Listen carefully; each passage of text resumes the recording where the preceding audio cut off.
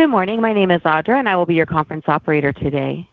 At this time, I would like to welcome everyone to the first quarter 2026 Fifth Third Bancorp earnings conference call. Today's conference is being recorded. All lines have been placed on mute to prevent any background noise. After the speaker's remarks, there will be a question and answer session. If you'd like to ask a question during this time, simply press the star key, followed by the number 1 on your telephone keypad. If you would like to withdraw your question, press star 1 again. At this time, I would like to turn the conference over to Matt Curoe, Director of Investor Relations. Please go ahead. Good morning, everyone. Welcome to Fifth Third's first quarter 2026 earnings call. This morning, our Chairman, CEO, and President, Tim Spence, and CFO, Bryan Preston, will provide an overview of our first quarter results and outlook. Please review the cautionary statements in our materials, which can be found in our earnings release and presentation. These materials contain information regarding the use of non-GAAP measures and reconciliations to the GAAP results, as well as forward-looking statements about Fifth Third's performance. These statements speak only as of April 17th, 2026, and Fifth Third undertakes no obligation to update them. Following prepared remarks by Tim and Bryan, we'll open up the call for questions. With that, let me turn it over to Tim. Good morning, everyone, and thanks for joining us today. At Fifth Third, we believe great banks distinguish themselves based on how they perform in uncertain environments, not in benign ones. We prioritize stability, profitability, and growth in that order. We deliver them by finding ways to get 1% better every day while investing meaningfully in the future. Today, we reported earnings per share of $0.15 or 83 cents excluding certain items outlined on page 2 of the release. Results reflect the February 1st closing of the Comerica acquisition. Revenue was $2.9 billion, up 33% year over year, and adjusted net income was $734 million, up 38%. Credit performance was in line with expectations, with net charge-offs at 37 basis points. Both NPAs and criticized assets improved modestly.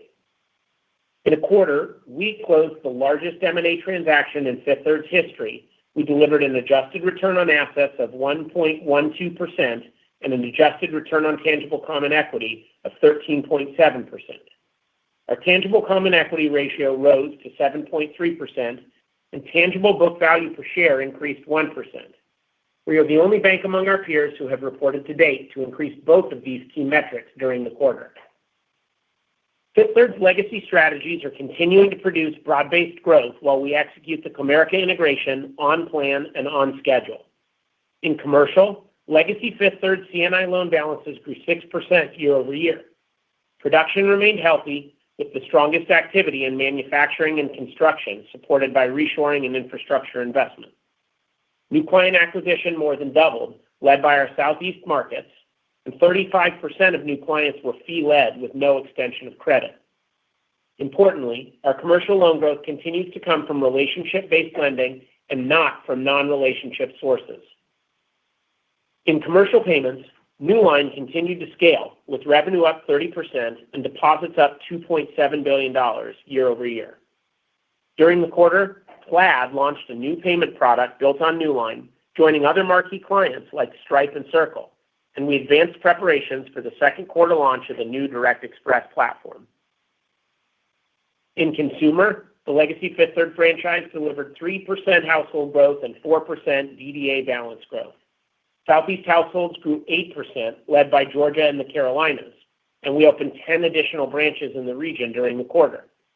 Consumer and small business loans grew 7%, led by auto, home equity, and our Provide fintech platform. Now turning to Comerica.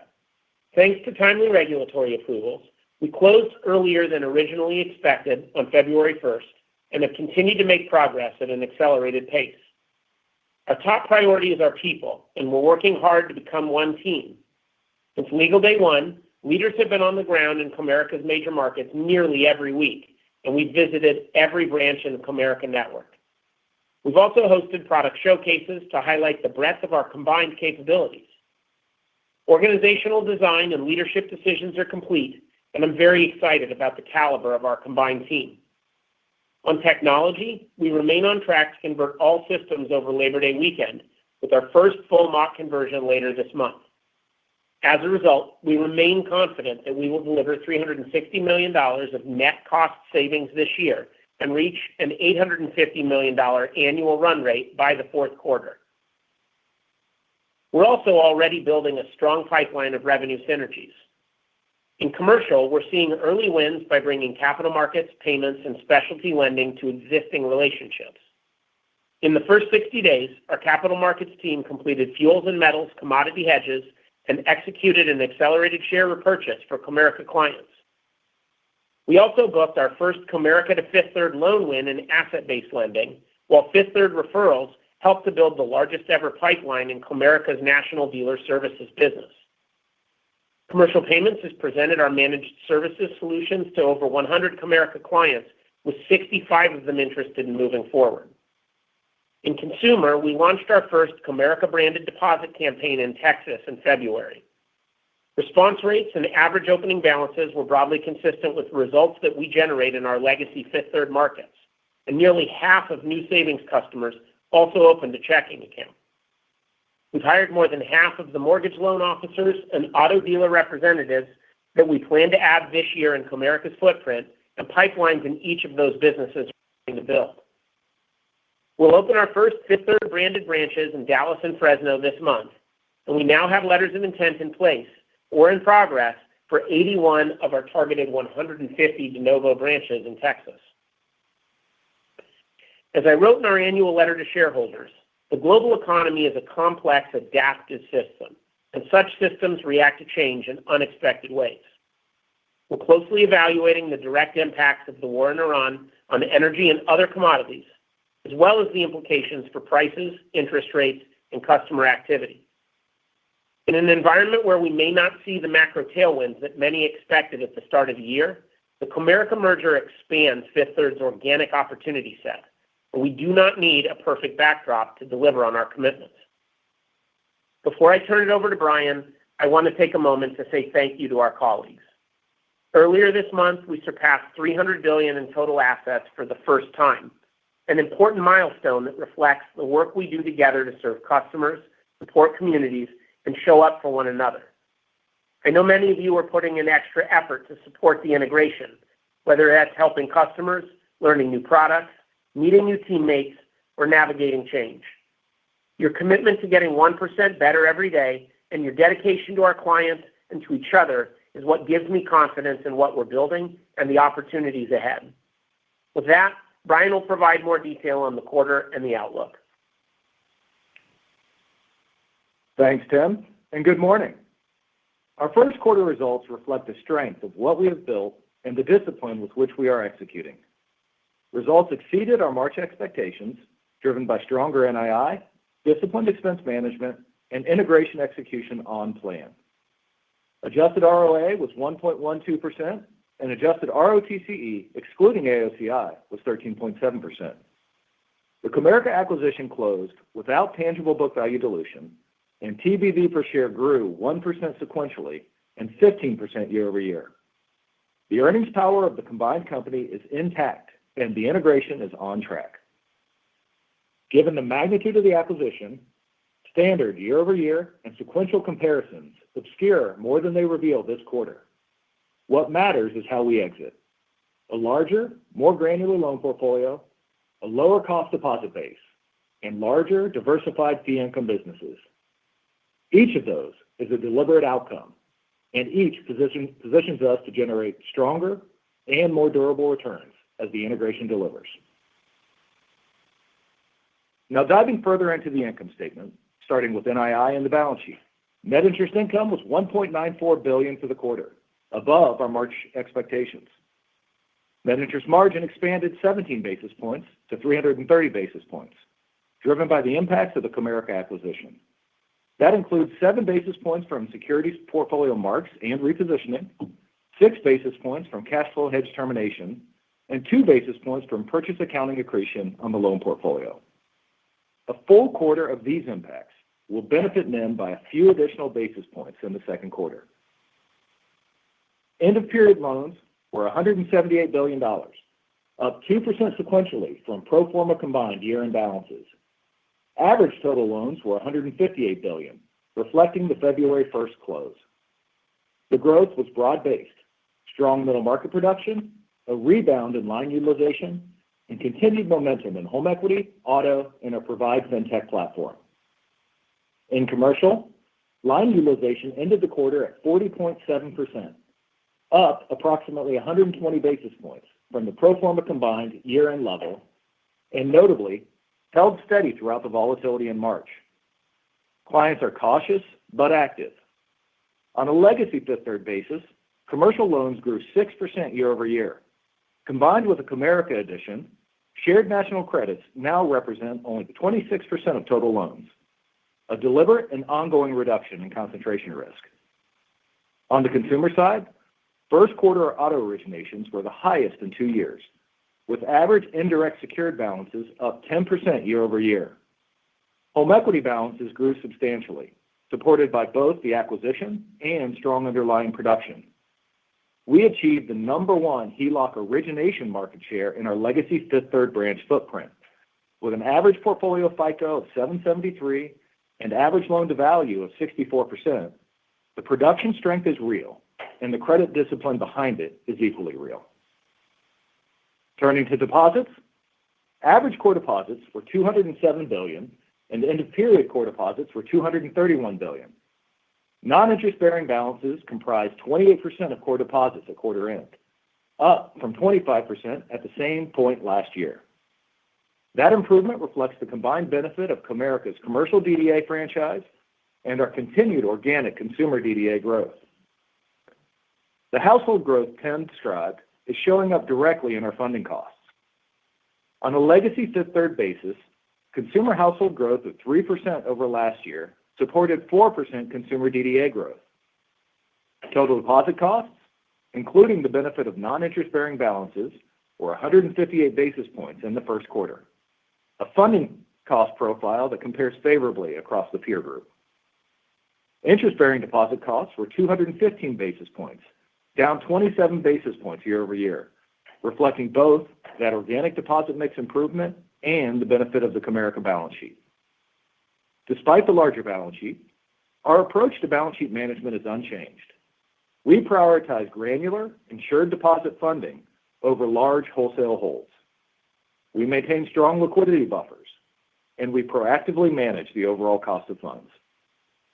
That discipline showed up again this quarter. Average wholesale funding declined 3% year-over-year, even with Comerica balances included. That favorable mix shift lowered the cost of interest-bearing liabilities by 36 basis points. We also maintained full Category 1 LCR compliance at 109% and a loan-to-core deposit ratio of 76%. Now turning to fees. Adjusted non-interest income, excluding securities losses and the other items listed on page 4 of our release, was $921 million, slightly above the midpoint of our March expectations. The most significant milestone here is that both wealth and commercial payments are now generating fee income at the run rate necessary to deliver $1 billion each in annualized non-interest income. That outcome reflects years of consistent, disciplined investment in both businesses and the recurring nature of the revenue. Looking further at wealth, fees were $233 million, and total AUM ended the quarter at $119 billion.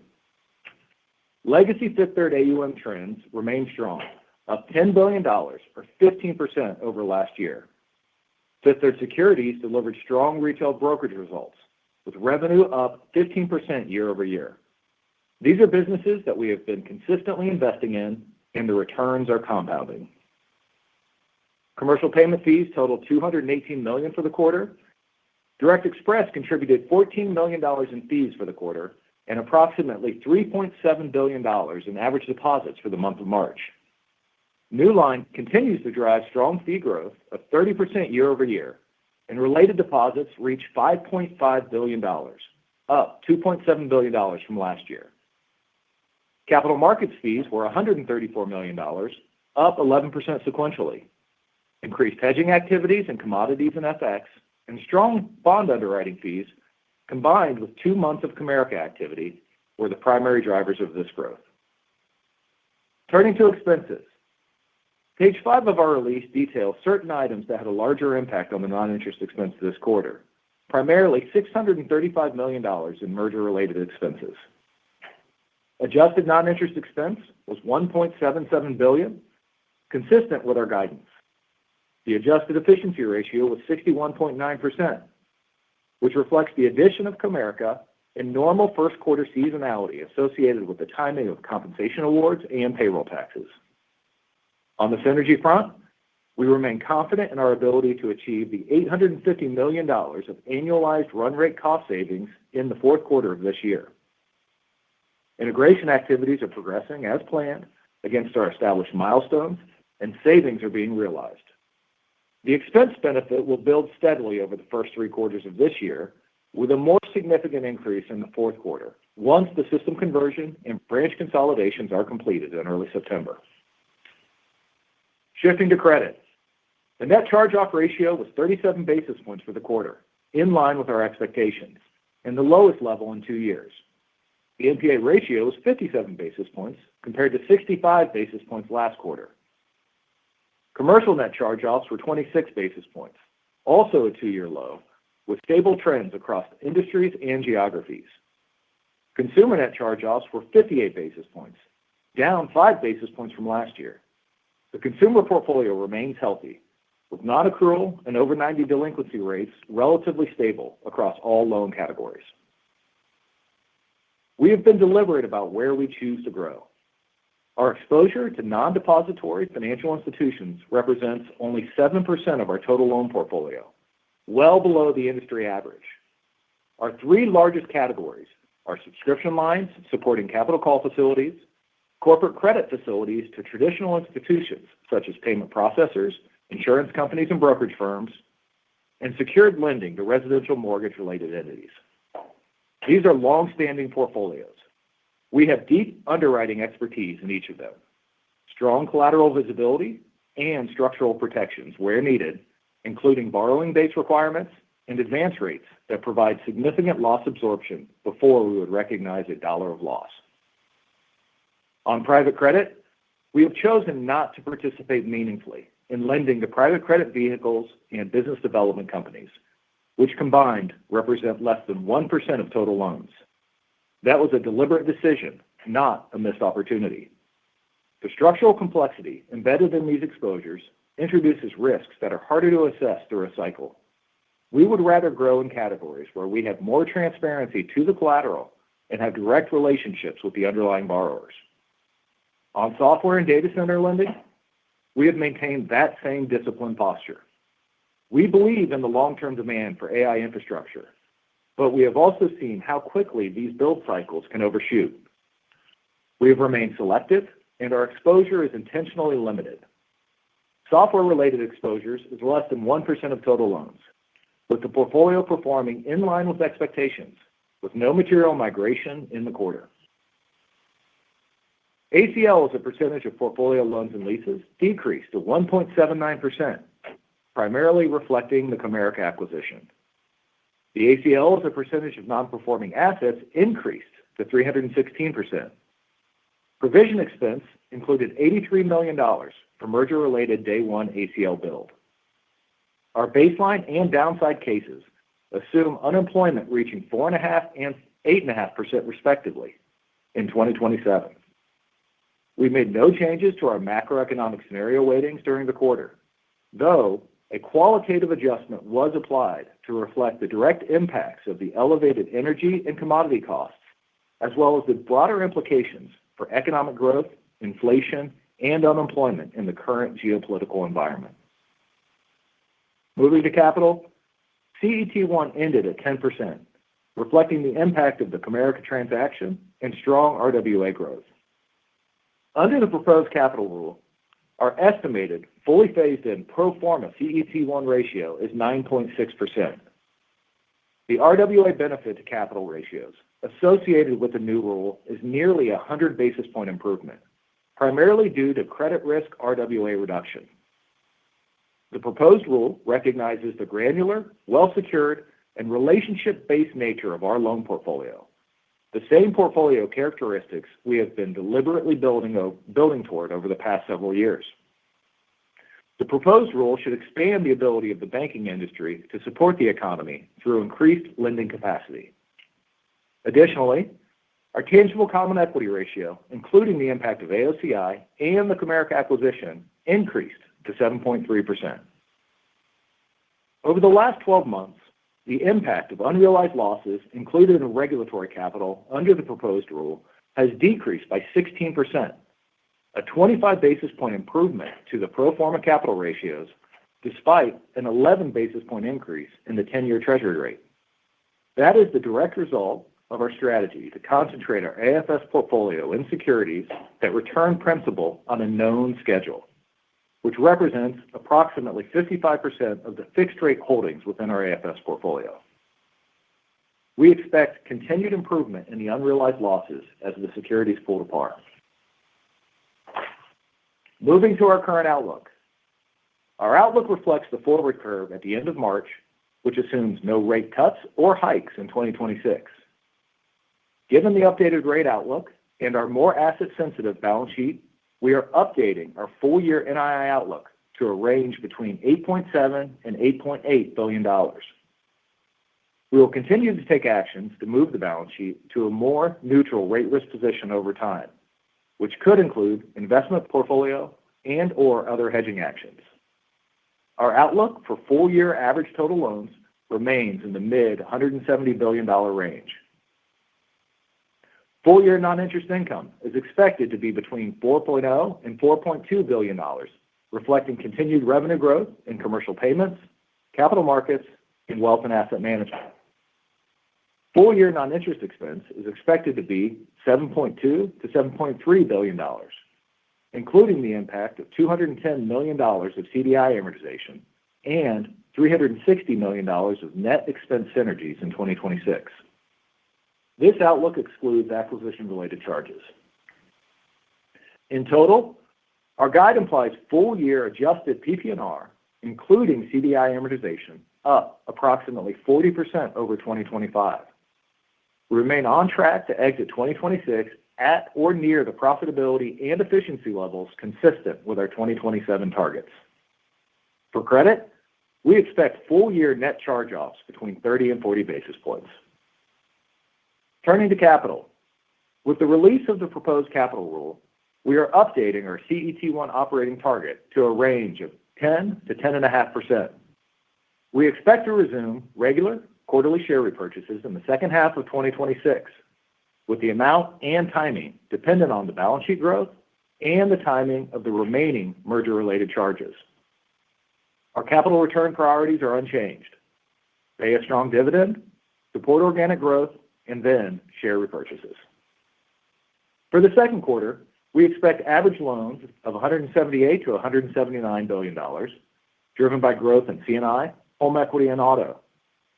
NII is projected to be $2.2 to $2.25 billion, with NIM expanding another 3 to 5 basis points.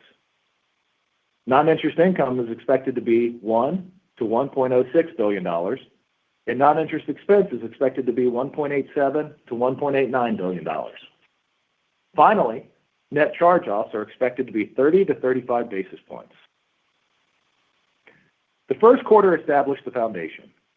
NII above expectations, tangible book value per share growth intact, credit at a 2-year low, integration on track, and early revenue synergies beginning to show. Those results matter, not just for what they are, but for what they signal. The core business is performing. The integration is delivering. And as we move through the year, the financial profile of Fifth Third will continue to improve in ways that are visible, measurable, and consistent with everything we have committed to when we announced this combination. We have the balance sheet, the business mix, and the team to get there. With that, let me turn it over to Matt to open up the call for Q&A.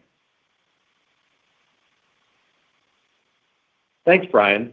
Before we start Q&A, given the time we have this morning, we ask that you limit yourself to one question and one follow-up, and then return to the queue if you have additional questions. Operator, please open the call for Q&A. Thank you. We will now begin the question and answer session. If you have dialed in and would like to ask a question, please press *1 on your telephone keypad to raise your hand and join the queue. If you would like to withdraw your question, simply press star one again. We'll go to our first question from Mike Mayo at Wells Fargo.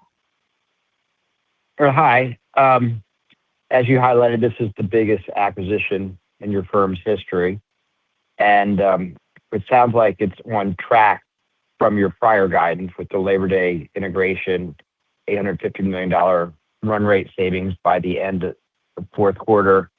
I think we kind of knew that already, but what's incremental in the last 3 months or since your last presentation that you think is maybe going better than expected? Is that any of that higher NII guide due to the expansion in Texas and the promotions? And also, where are you seeing some of the snags? There's always issues with these things. What do you need to make sure you work out and doesn't kind of let down the progress? Thank you. Yeah. Hey, Mike. It's Tim. Good morning. I'll take an initial crack at that one, and then I'll let Brian clean it up. So, yeah, I mean, I think you did a pretty good job of summarizing the past. As you know, when it comes to these large transactions, the absence of any surprises is a positive, right? So getting one quarter closer to the point where we're operating on a single common platform is an important milestone unto itself. In terms of just the core integration, I think things have gone really well. There really haven't been big surprises. We have we completed the walk-the-walls planning exercise that we run. All the customer day one deliverables have been locked. Like, there are 46 new to Fifth Third applications, which, as we mentioned, from a technology perspective previously, primarily support the tech and life sciences business and the dealer services business, plus a couple of things in payments. I think that the data strategy and the data conversion, that work's completed. All the risk-based process reviews we needed to get done, which are essentially the click down from the work that got done in diligence, have been completed, and we know where the product gaps are that need to get filled. The org charts are done, as I mentioned in my remarks, and we've selected the key leaders. I'm pleased. It's very early days, so this is not by any stretch of the imagination declaration of success, but the sort of employee attrition is actually running a little bit below historical levels, so we're not seeing any sort of elevation in attrition. I think the positive surprise is actually what is happening in Texas, and then even more broadly across the Southeast as it related to promotional activity. We got a lot of questions after we announced the deal about whether the playbook that's worked so well for Fifth Third in the Southeast would work in Texas and in the Southwest more broadly. So that initial mailing that I referenced in my prepared remarks was a test, right? It was the test and learn process so that we could reground our targeting and expected balance models on empirical data in Texas. We mailed 700,000 households. Response rates were good. The fact that more than half of customers open checking, even in an environment where there are still all the legacy tech limitations that Comerica had are still in place, I think is very good. But maybe the more exciting thing is then, having regrounded the models, we dropped the subsequent mailing on the 10th or 11th of this month to 6 million people. And the very early results there are super positive. Like, with the sort of regrounded the analytic models, like, we're getting 3x the response rate that we see at this stage in a campaign in our legacy markets. And we actually expect that campaign alone to generate $1 billion in deposits across Texas, Arizona, and California, which would be great. Now, that is all incorporated in the guide, to be clear. That's not above and beyond the guide. But it just speaks to, the fact that the tactics that we are using in the Southeast are going to work in the Southwest, and B, the fact that Comerica had not run any sort of external consumer marketing in 13 years, means it's a relatively unsaturated market for us, and therefore, if anything, I think my optimism about our ability to gain share there has improved. Then in terms of what's not working, we got a little bit of an internal civil war here between people who like their chili with beans, no beans, or on spaghetti. So that we're going to have to solve before we can truly say we're one company. All right, that's kind of like my weakness is I work too hard, but okay, I'll take that.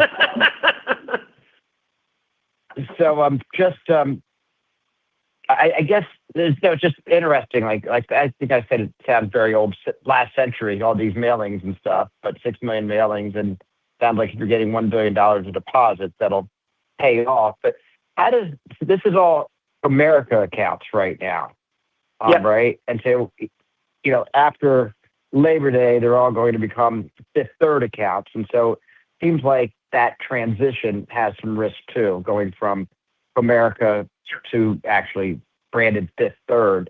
How do you manage that transition? Yeah, I mean, the tech conversion, as you know, right, is the single largest point of risk in a transaction, because I think we've got a very good employee value proposition here. We've got, on a combined basis, more capability than either company had to serve clients, and those things are good for people. The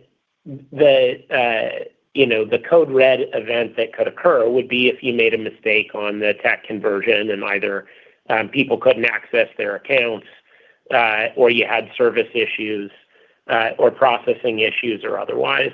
So we're definitely always mindful of that. Assuming that we execute the conversion well, the way that we did with MD, as an example, then I actually think the tech conversion is a positive. There'll be a bake-in period where people will need to learn to navigate new interfaces, whether that's the consumer mobile app or the commercial portals and otherwise. But the capabilities that are exigent in Fifth Third's digital channels are much broader than exist inside Comerica's current channels. The point I made about the managed services, like those are software solutions that we offer in commercial payments. The fact that we've shown those things to 100 Comerica clients, and we have 2/3 of them as qualified leads in the sales pipeline, sort of speaks to the tech quality. What the conversion will allow us to unlock, though, is all the digital marketing channels. Like, the reason we're not doing digital marketing to support the Southwest markets today is because Comerica can't open consumer deposit accounts digitally, and therefore there's no sense in using them. Once we're under the Fifth Third brand and on the Fifth Third tech stack, the 50% of our direct marketing that gets done via digital today, all of a sudden then becomes viable in the Southwest, and all the household growth tactics that we use in addition to the deposit growth tactics in the Southeast become viable as well. Great. Thank you. Yep. We'll move to our next question from Scott Siefers at Piper Sandler. Morning, guys. Thank you for taking the question.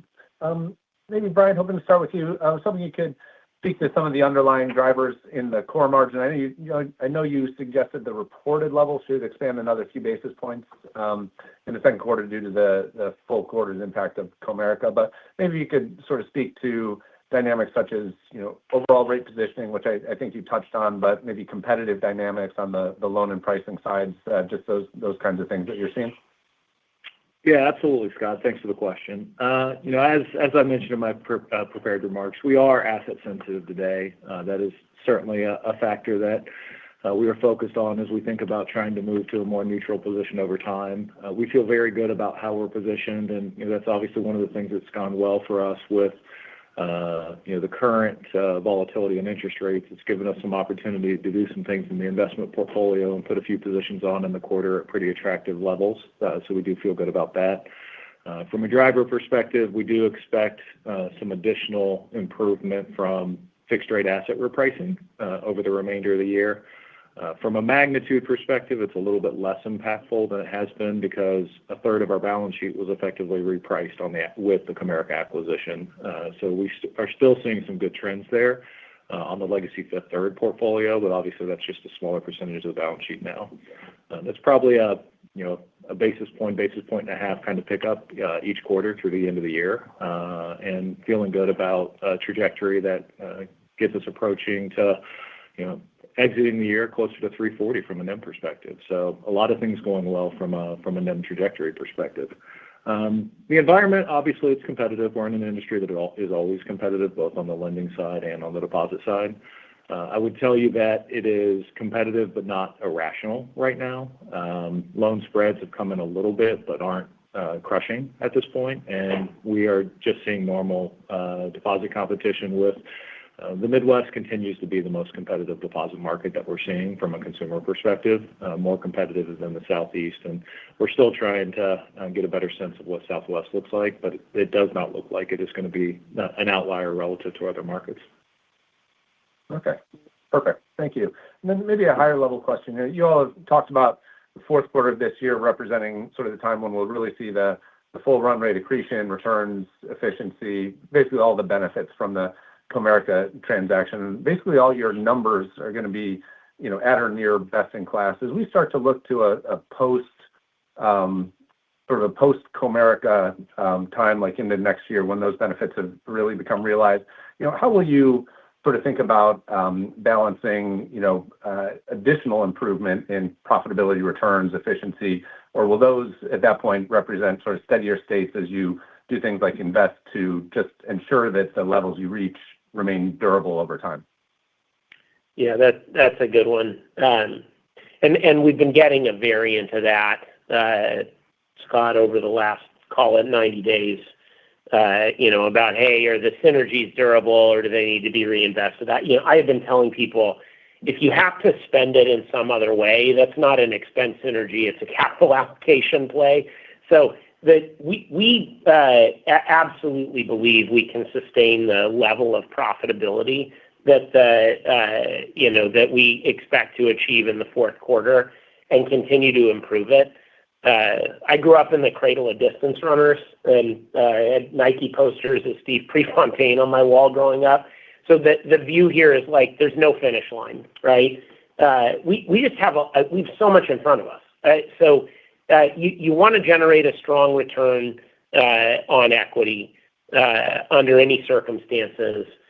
But then you want to make the decision at the margin. So if we're at 19% and we've got a 53% efficiency ratio, the decision on the margin should always be, do we utilize continued strength in operating performance to drive higher profitability and boost the TBV, the P to TBV multiple, or do we focus on growing tangible book value per share, or doing a little bit of both of those? I just think we're going to have the ability to continue to do, both. Like when I got here 11 years ago, under a quarter of the U.S. population lived in our footprint. Today, more than half of the U.S. population does. As Brian mentioned in his remarks, 17 of the 20 fastest growing large metro areas in the U.S. are now in the footprint, and we have a credible path to top 5 market share in all of them. I think we have the freshest branch network, if you just look at it by age, of any of the Cat 3 or 4 banks, and maybe any of the LFI banks. We've got this payments business now that's benefiting when non-banks actually take share from banks, which is great. And we have this huge influx of bankers from Comerica who have the shackles off of them, right, in terms of not being capital or liquidity constrained. And I'm proud of the track record we have for tech innovation. So we will continue always to invest in the core business, with the expectation that at 19% ROTCE is great. And if we run out of ideas, then we'll focus on getting 19 to be 20 or 21 or 22. And otherwise it'll be about growing book value per share. Gotcha. Okay, perfect. Thank you very much. Yep. Next, we'll go to Gerard Cassidy at RBC Capital Markets. Good morning, Tim. Good morning, Brian. Morning. Tim, did you have a Dave Waddle poster too with Steve's poster? I did. I had Steve and Dick Fosbury. At my height and my lack of foot speed, you had to go with the field athletes as well. So high jumpers. Got it. Good for you. When I look at your utilization trends that you gave us and you touched on in your prepared remarks, in the appendix, I think it jumped up nicely from 34.9 in the fourth quarter to 40.7, and then you give it ex-Comerica. Can you give us some color in two areas? One, legacy Fifth Third, what you're seeing there, and then also legacy Comerica, what are they seeing? Yeah, from a utilization perspective, Gerard, I would tell you it's fairly consistent, what we're seeing across the Fifth Third platform and the Comerica platform, which is middle market customers where we're starting to see use a little bit more activity there. We also saw a nice rebound from a corporate bank perspective. I do think part of it was some of the activity that we were seeing from a capital markets perspective, because we did see less pay down this quarter from a capital markets payoff perspective.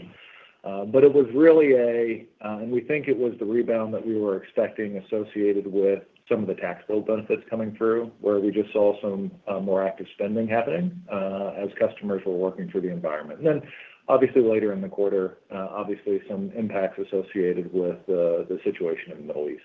Yeah, maybe the one thing I'd add there that is, at least based on the cursory read I did of the other banks that have reported thus far, is one thing we didn't see that a lot of other people saw is we didn't get a lot of the loan growth from private equity or private capital. So if you look at the growth in loans, less than 10% of it, in our case, came from private equity or private capital. And my quick read through was it may be as high as 80% in a lot of other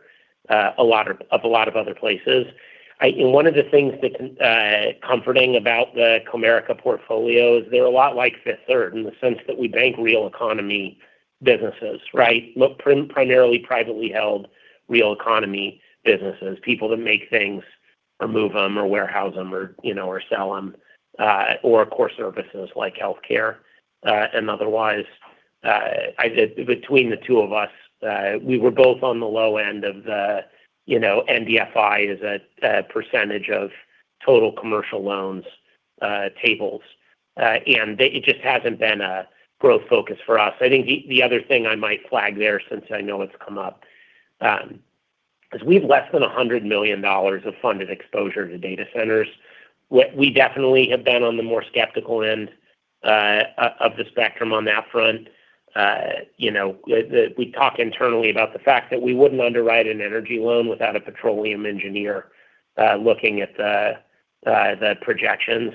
And I don't think there are a lot of us employing AI researchers at the cost that they are to help underwrite data center facilities. It's just there's such a long history of overbuilding tech infrastructure anytime there's a platform shift. And the obligors are a little less clear than we personally would prefer. So that is where the growth wasn't coming from in our case. Very good. And then just one follow-up on the credit quality, which, Brian, you pointed out, the guide for charge-offs is very good, and the numbers in the quarter are good. One question in the commercial side of the portfolio, and I know this number moves around because of the nature of it, but the 30 to 89 delinquency numbers, even though they're low, when you look at the commercial and industrial going to 38 basis points or the CRE going up, is it anything there that we should just keep an eye on, or is it just because of the combination of the two companies and people maybe didn't know where to send payments? I know that sounds kind of strange, but any color there?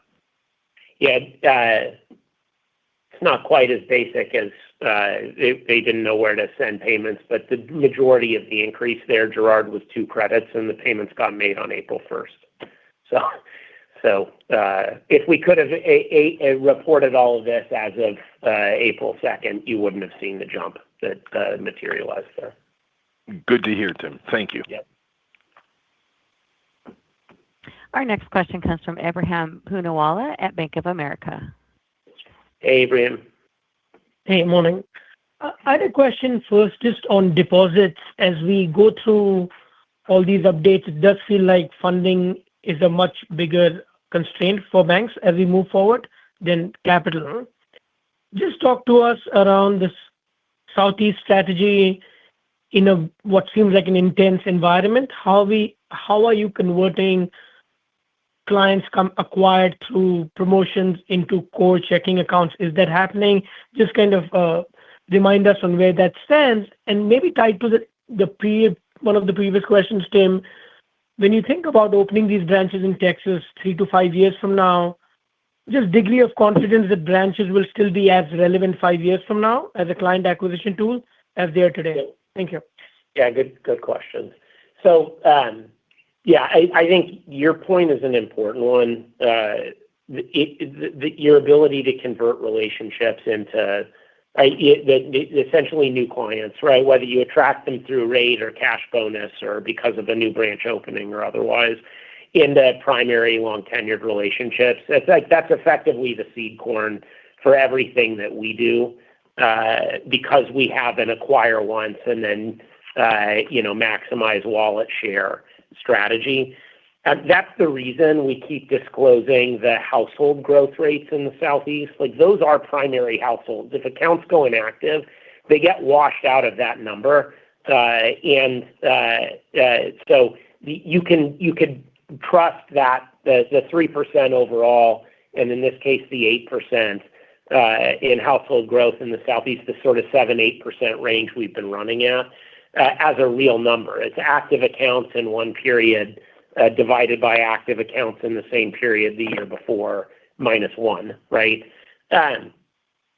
So the population growth in the Southeast is 1.5% to 2% per year in any given market. Our growth rates have been 7 to 8%. So we're generating 3 to 4x the growth, on a net basis that the market is experiencing on a net basis, which I think should be the sort of best proof point you can rely on that we're making the conversion. Savings promotions don't count in that number. Anything we do with loan products, home equity, et cetera, that doesn't count in that number. That's primary checking customers. In the Southwest and in Texas, we have 81 or 82 of these properties locked up. We're going to have branches opening next year, not in 3 to 5 years, just to be clear. And I think the measure of their importance, I actually like to think about branches, if you don't think about them as standalone mechanisms to generate new account growth, the other way to think about them is attributes which boost response rates to direct marketing, whether that's digital or mail. And there is a nonlinear decay function in response rates and expected value the further you get away from a Fifth Third branch by drive time in our models today. It's one of the more powerful variables in dictating who gets a digital offer, like the IP range or the zip code in the case of a mailer, actually drive whether or not you see Fifth Third promotions. And as long as that decay function exists, the branches are playing a role in driving our ability to grow the franchise. And I just don't expect human behavior to change that quickly. It certainly hasn't ever in the past. Got it. And just one quick follow-up. You mentioned this a few times in terms of delineating between NDFI growth versus non-NDFI. One, do you see it? Why do you not do you see there are embedded risks in that lending that you don't like?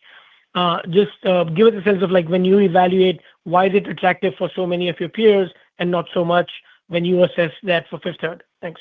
Yeah, I'm not making a call on private credit and viability. I don't personally believe it's going to go away as a category.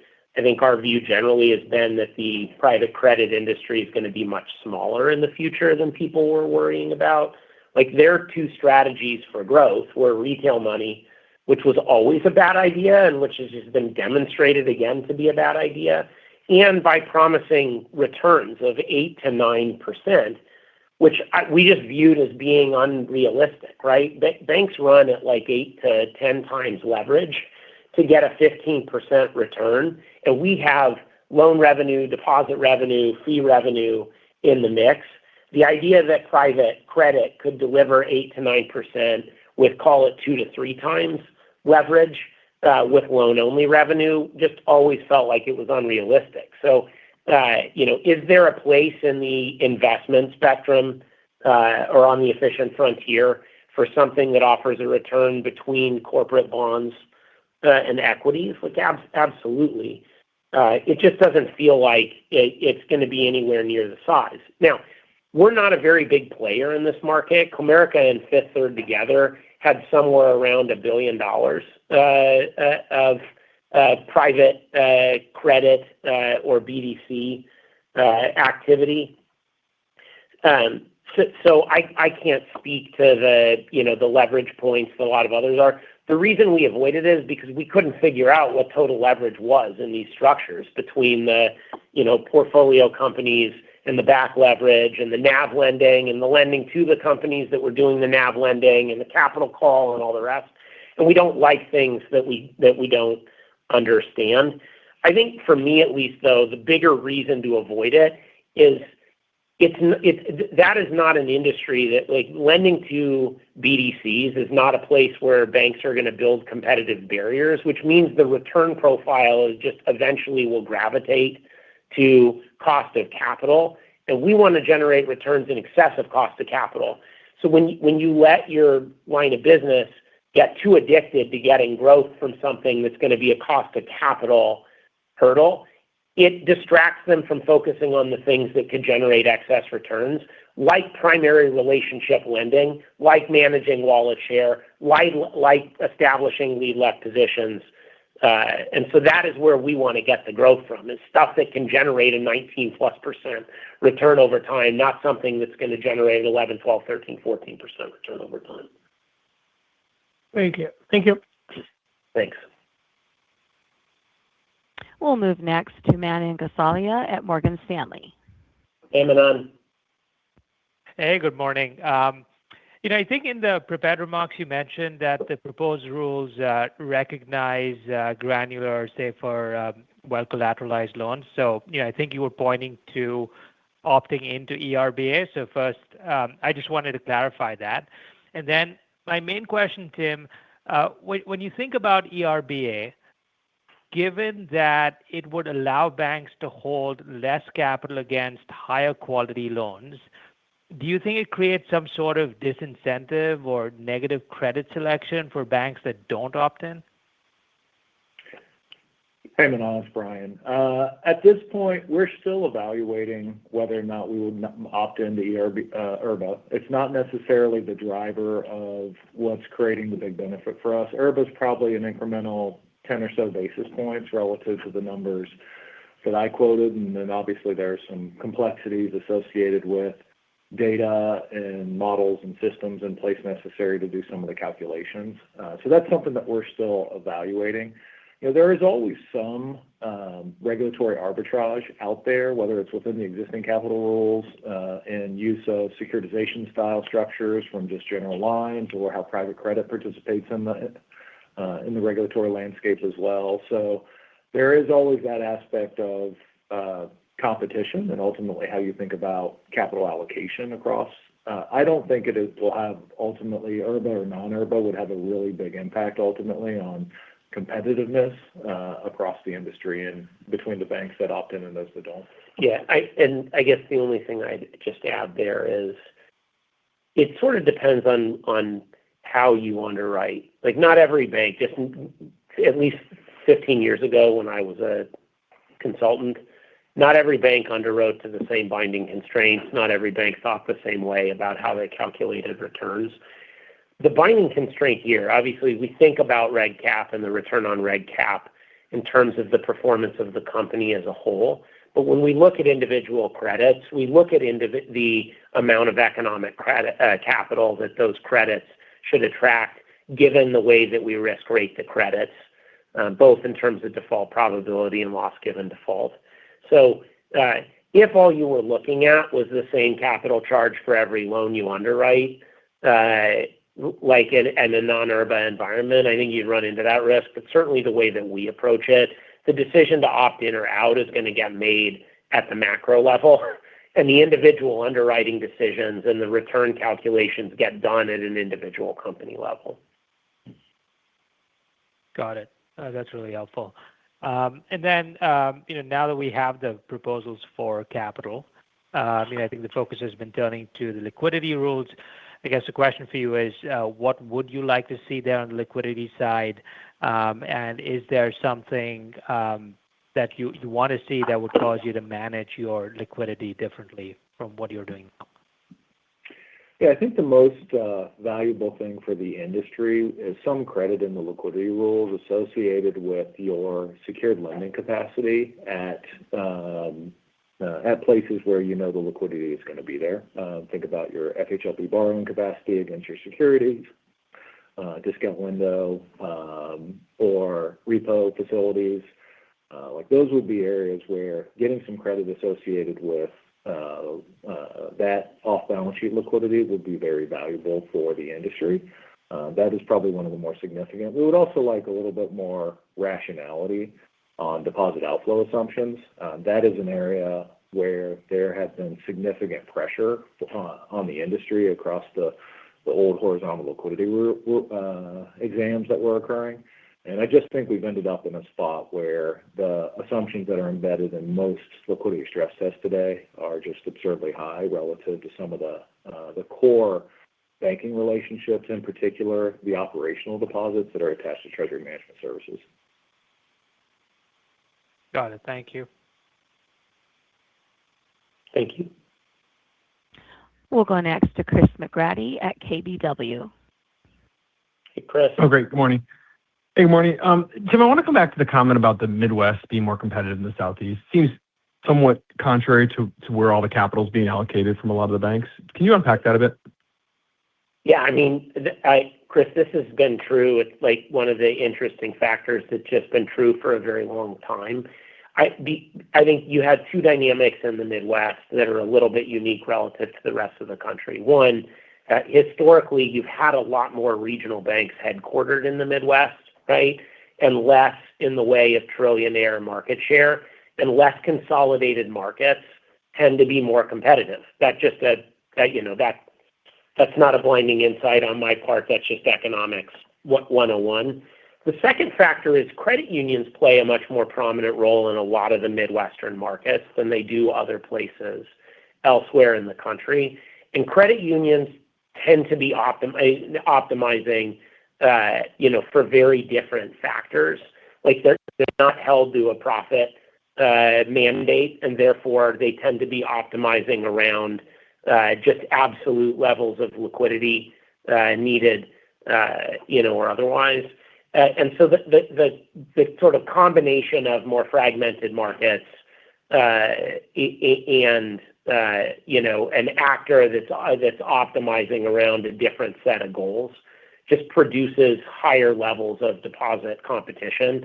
That, I think, for us has been one of the interesting things as we've moved into the Southeast, is we have this double benefit of both having a small existing share and therefore a low cannibalization cost of any new marketing campaign that we run, right? Which is a little bit like judo. You're using your opponent's weight against them. And the fact that at the margin, the marginal dollar in the Southeast is still a little bit cheaper to raise than the marginal dollar in the Midwest. It means we can be more aggressive and still have a very nice impact on the franchise overall. Great. Yeah, definitely with Chicago being one of the more competitive markets and fragmented. Yeah. That's three. I don't know that there's another state with three regional banks headquartered in it either, the way that Ohio has, Huntington, Fifth Third, and Key. For sure. And then, Brian, just on the full synergies, the cost saves, mapping out, can you, help with exit run rate on efficiencies? It feels like low 50s in this year, and you kind of go into next year from a pretty good position, but just could you fine-tune that for me? Thanks. Yeah, I mean, we're the expectation is that we've talked about is being in that 53% range in 2027. Our fourth quarter efficiency ratio is always our lowest efficiency ratio for the year. So I would expect us to be a good, point and a half, 2 points below that 53% in the fourth quarter. Perfect. Thanks. We'll go next to Peter Winter at D.A. Davidson. Good morning. I was just wondering, when you first announced the Comerica acquisition, you were targeting a 27 EPS of 4.89. But now that you spent more time with the company, you're getting some early wins on the revenue synergy side. Do you see upside to that number because it did not include any revenue synergies? Yes. I mean, obviously, that's something that's part of the deal that we would not contemplate any revenue synergies. So anything that we are seeing would be upside. So we do feel good about kind of the progress there. I think we will be striving to outperform what is there. Obviously, 2027 is a long time away, and the environment, the rate environment, and a lot of other things can change. But we certainly are more positive today about the opportunity in front of us, even though we were incredibly positive at the time of the acquisition. So a lot of things are going well, and we feel good about the trajectory of the company. Okay. And then if I could just follow up, if I think about Fifth Third, one of the strengths has been managing the balance sheet in different interest rate environments. But Brian, where are you in the process of repositioning Comerica's balance sheet? And you mentioned it's you're asset sensitive now, but how quickly do you want to get back to neutral, or would you slow walk it just given the higher for longer rate environment? The higher for longer rate environment and our outlook, and we are very cautious around what could happen out the curve. So we are trying to make sure that we're balancing capital risk as well with down rate risk, and all the things that's happened even over the last month or so. When you think about what it's going to do to inflation and what is honestly still a fairly reasonably strong economic activity that we're seeing, we just see that there is more bias right now for the higher for longer outlook. So with that, we're probably moving a little bit slower, but as that outlook changes, we would have an ability to accelerate. There's probably in the neighborhood of $30 to $40 billion of kind of notional exposure that we could move out the curve as our rate environment outlook changes. That gives us a lot of flexibility as we navigate this environment. And we think even if you were to start to see some more significant cuts again, that what you're likely to see is some amount of steepening that gives you some opportunity for us to deploy and maintain and even grow NII even in a falling rate environment. Got it. Thanks, Brian. Thank you. And next we'll go to Erika Najarian at UBS. Hey, Erica. Hey, just one question because I know we're pushing the limits of length of time. But Brian, if given that there's no cuts in the curve, could Fifth Third maintain deposit costs even if there are no cuts? I mean, Tim, your ears must be burning because even your money center peers are talking about your competitiveness in their markets. So just wondering what the deposit cost outlook is in an environment where the Fed's not cutting. Yeah, we absolutely think we can maintain deposit costs even in an environment where the Fed's not cutting. The real wild card there is ultimately what the balance sheet needs from a growth perspective. If we see a more aggressive loan growth environment, that is an environment that would put a little bit more pressure on deposit costs. But in a fairly rational and kind of normalized growth environment, we think we could. We think we have a lot of optionality to be able to maintain deposit costs where they are. Thank you. Thank you. And next we'll move to John Pancari at Evercore. Morning, John. Hey, good morning. This is Gerard Sweeney on for John. Just one on the fee side. Solid result in the quarter, healthy guide despite the volatility in headlines. If this subsides at all, do you see this driving much upside from the billion quarterly run rate? Thinking about wealth and capital markets, like you mentioned, thinking about how much conservative might be baked into guidance now, again, versus potential upside. Yeah, I mean, there's always a little bit of conservatism we put in place relative to capital markets. We've been talking about hoping for a kind of more stable, productive environment now and the hedging environment for a couple of years. So we do think there's opportunity for that as a more stabilized environment to come out. Obviously, that will be helpful from an M&A perspective as well. The rest of the fee businesses have been doing fairly well without or even with the uncertainty that we've been facing. So we feel like the tailwinds there and the investments we've been making from a sales force and a production perspective positions those businesses to continue to grow, as well as the investments from a payments perspective and just the categories that we're attached to. So certainly we think that there is opportunity from a fee perspective to continue to see good outcomes. Okay, great. Thank you. We'll take our next question from Ken Usdin at Autonomous Research. Hey, Ken. Hey, thanks. Good morning, guys. Just one question, just given that it's a partial close quarter, just wanted to understand the moving parts a little bit. Can you help us understand the dollars of purchase accounting accretion that were in 1Q, what you're expecting for 2Q, and just how that cascades in terms of the schedule? Yeah, if you look at we tried to lay that out in our slide deck and our NIM walk. So if you see, there was about $12 million of purchase accounting accretion associated with the loan portfolio in the first quarter. And I think the easiest way to think about that is it's really just 2 months of activity, and it'll burn down relatively gradually over the next few years. Most of that is associated with combination of the commercial portfolio, so that has a little bit shorter tail on it than if it were residential mortgage exposures. That is kind of the main piece from a purchase accounting accretion perspective. The securities, kind of what was embedded from a securities perspective is basically bringing those securities to current market rates.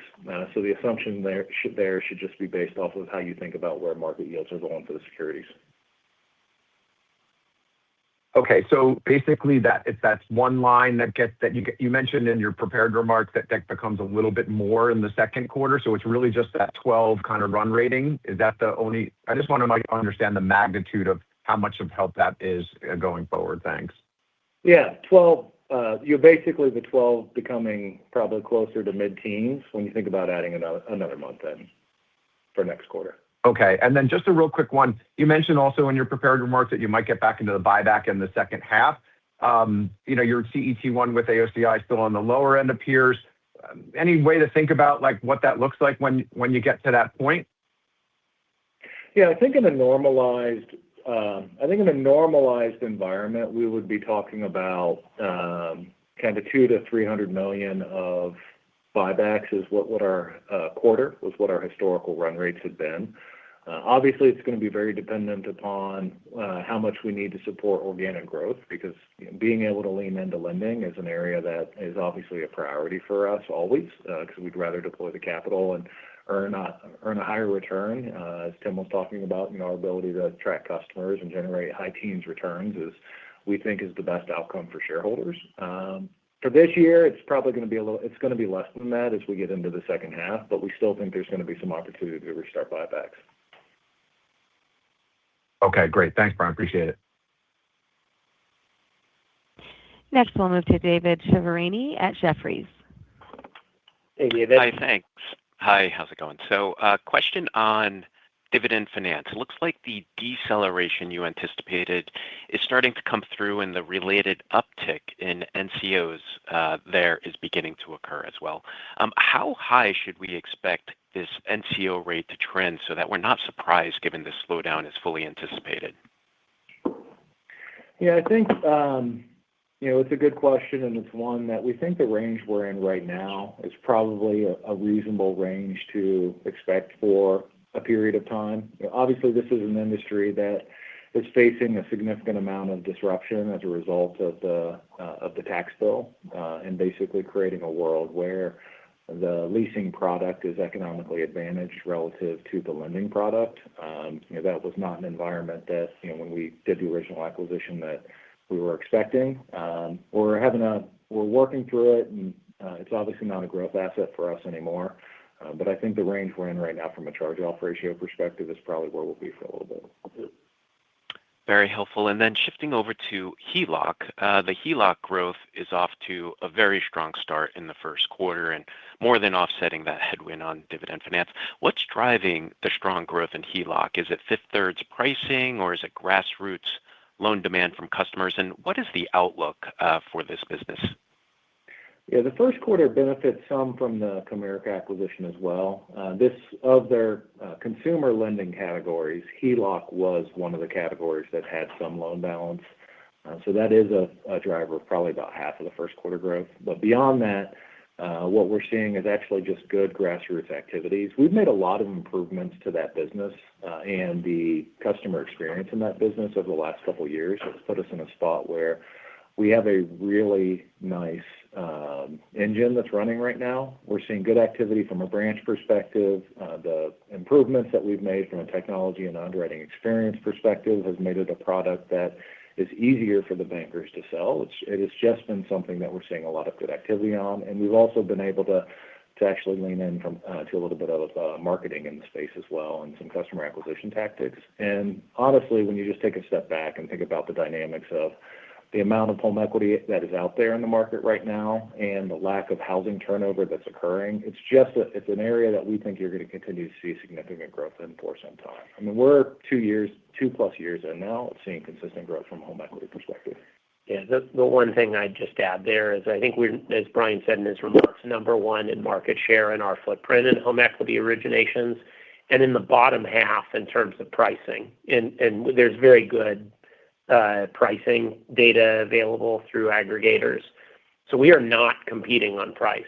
It's great originations volume effectively at better spreads than others. Very helpful. Thank you. Yep. And we'll take our final question today from Christopher Marinac at Brean Capital Research. Hey, Chris. Hey, good morning, Tim. I want to ask you and Brian about the NDFI reserve allocation. Would that number necessarily not go up much this year because you're avoiding some of the higher risk, lower return pieces of NDFI? Yeah, we're not seeing anything in our NDFI portfolio that would cause us to have any need to build significant reserves related to what we're doing. It's very well secured, very well performing, just not an area where we're seeing any stress. Sounds great. Thanks for all the detail this morning on that topic, and appreciate the information in general. Yeah, absolutely.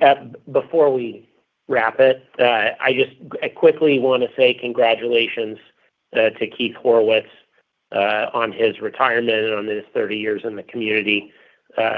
My sense is that he's going to prove out the adage that old self-fighters never die. They just stop updating their outlook. So we appreciate Keith for all the years of coverage here and wish him the best in the next phase. And that concludes our question and answer session. I will turn the conference back over to Matt for closing remarks. Thank you, Audra. And thanks, everyone, for your interest in Fifth Third. Please contact the Investor Relations Department if you have any follow-up questions. Audra, you may now disconnect the call. Thank you. And this concludes today's conference call. We thank you for your participation. You may now disconnect.